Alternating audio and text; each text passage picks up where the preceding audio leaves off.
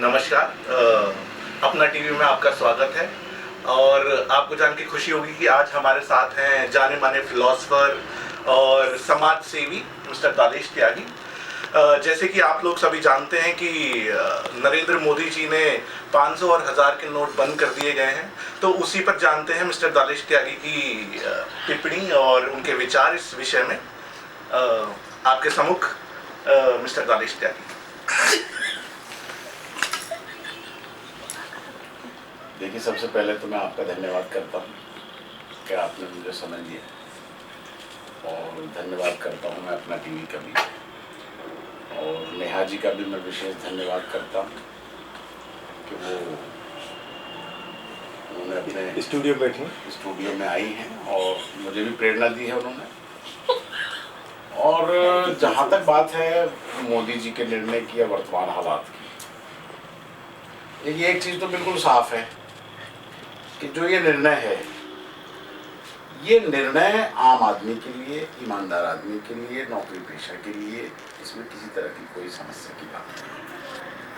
2-4 दिन की समस्याएं हैं। आप पिक्चर हॉल की लाइन में भी लगते हैं, आप राशन की लाइन में भी लगते हैं, आप बहुत सारी लाइनों में लगते हैं, और हमारे देश के लोगों को आदत है लाइन में लगने की। इसलिए आप लाइन से मत घबराइए।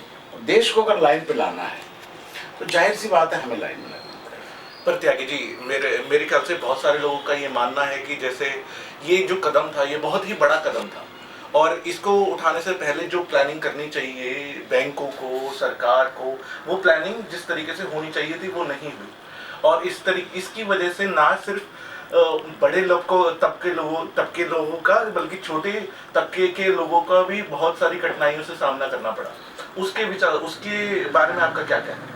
देखिए, आपकी बात बिल्कुल सही है कि तैयारी नहीं थी, लेकिन आप इतना समझ लीजिए कि जो देश का काला धन का उपयोग करते हैं, अगर उन्हें थोड़ी सी तैयारी करने का मौका दे दिया गया होता, तो आप देखिए कि रात को 8 बजे मोदी जी ने घोषणा की और रात के 4 बजे तक दिल्ली के ज्वेलर्स खुले रहे, और 30 लाख रुपए किलो में सोना खरीदा गया।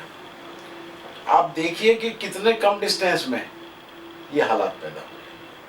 और अगर तैयारी करने का मौका दे दिया होता तो पाकिस्तान ने जो 12 लाख करोड़ रुपया हिंदुस्तान में फेक करेंसी के तौर पे भेज दिया है, तो वो तो सारी तैयारी बेकार हो सकती। तो ये सीक्रेट मिशन था और इसको सीक्रेट ही रहना था। इसीलिए प्रधानमंत्री जी ने ये निवेदन किया था देश की जनता से कि जो असुविधा आपको होगी उसके लिए आप तैयार रहें।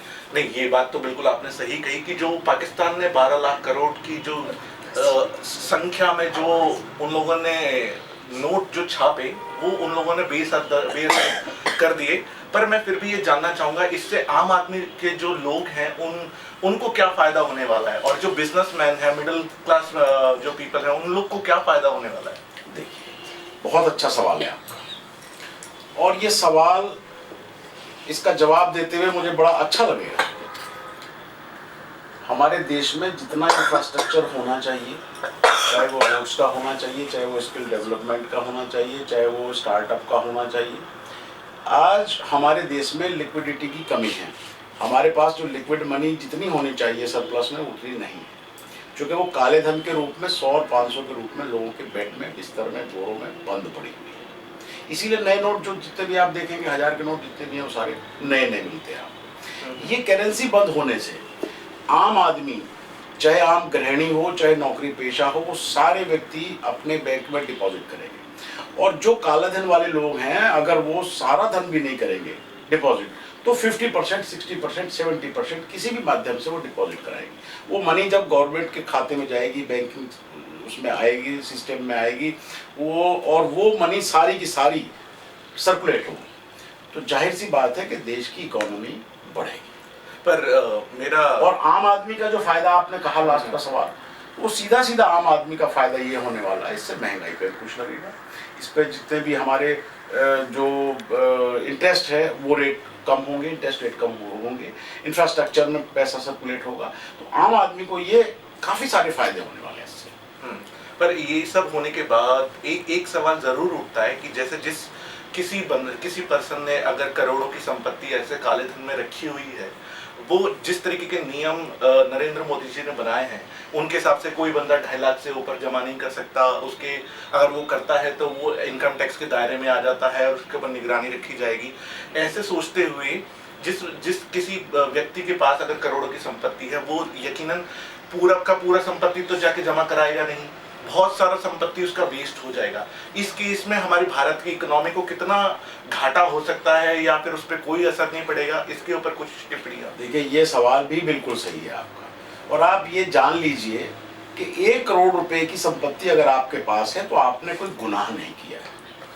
1 करोड़ की संपत्ति होने का मतलब यह है कि भारत की जो बढ़ती हुई इकोनॉमी है, जो हमारा इंडस्ट्रियलिस्ट है, उसके लिए 1 करोड़ की संपत्ति कोई बड़ी बात नहीं है। और वो 1 करोड़ की संपत्ति को जमा करा सकता है, सरकार ने कोई बैन नहीं किया है डिपॉजिट करने का।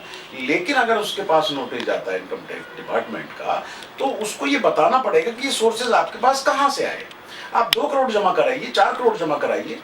बड़ी बड़ी कंपनियां हैं जिनके 250, 500 करोड़ के टर्नओवर हैं, तो अगर वो 1 करोड़ जमा कराएंगे तो कोई दिक्कत नहीं होती। लेकिन हाँ, अगर उसने वो गलत बेईमानी से पैसा किया है तो वो उसका हिसाब दे नहीं पाएगा, तो जाहिर सी बात है उसको कानून के दायरे में आना पड़ेगा। पर मेरा वही मानना था कि अगर जैसे किसी के पास 10 करोड़ हैं और आपके दायरे में सिर्फ आप 1 करोड़ तक जमा करा सकते हैं, 9 करोड़ का वो जमा नहीं करा रहा है, हाँ, वो मनी आपकी डेड हो जाएगी। उससे वो मनी आपकी डेड हो जाएगी। इकोनॉमी को कितना फर्क नहीं, उससे भारत की इकोनॉमी को कोई फर्क नहीं पड़ेगा।